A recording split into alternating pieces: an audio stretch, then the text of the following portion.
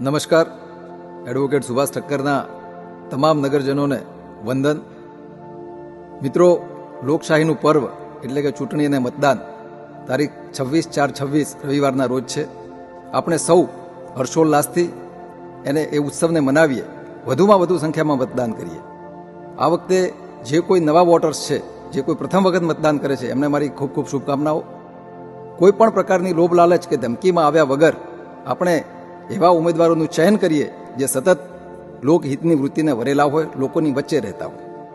બીજી વાત, આ પર્વને ધામધૂમથી ઉજવવા માટે આપણે સૌએ મહત્તમ પ્રયત્ન કરીએ કે આપણી આજુબાજુના, આપણે તો કરીએ છીએ પણ આપણી આજુબાજુના લોકોને પણ મતદાન કરાવીએ, સમયસર મતદાન કરીએ. ગરમીનો એક વિષય બને છે, જેથી સવારે શક્ય હોય તો સૌ પ્રથમ જઈએ મતદાન કરીએ.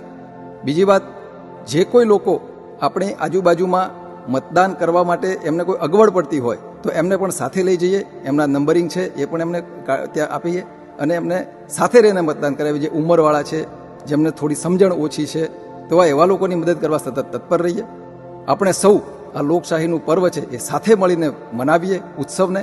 અને આનો જે ફલિતાર્થ છે, જે શાના માટે આ ઉત્સવ આપણે ઉજવી રહ્યા છીએ, એ છે મહત્વની વાત કે સારામાં સારા સ્વચ્છ પ્રતિભાવાળા ઉમેદવારોનું આપણે ચયન કરીએ. તો આવો આપણે સૌ સાથે મળીને આ ઉત્સવ મનાવીએ. ભારત માતા કી જય. જય જય ગરવી ગુજરાત.